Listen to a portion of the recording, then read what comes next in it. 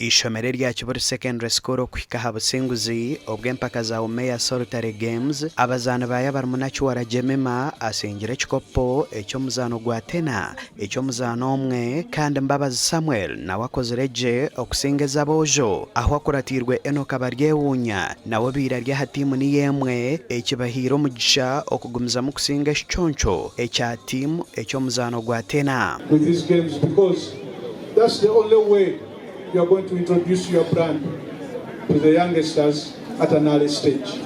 You are not going to lose when you are identified with us because you are investing in the future. So please invest in the future by associating and be associated with Umeya Solidarity Games and Umeya as an institution.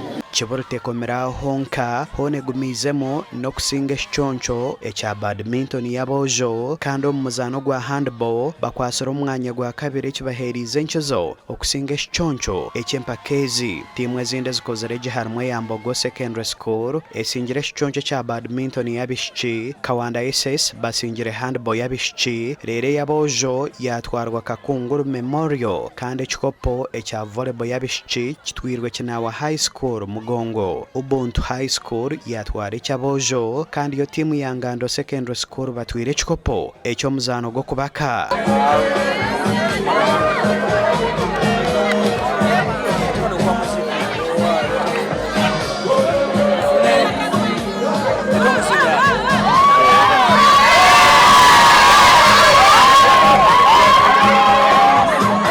Kawempe Muslim etwire ebikopo byona eby'empaka z'omupiira gw'ebijere ahabwa abojo n'abishiki okugubire guryo murundi gwo kubanza empaka ezo kugarukamu okutebeekanisibwa omu myaka ena bwa nyuma y'okuteganisibwa oburwaire bwa COVID-19.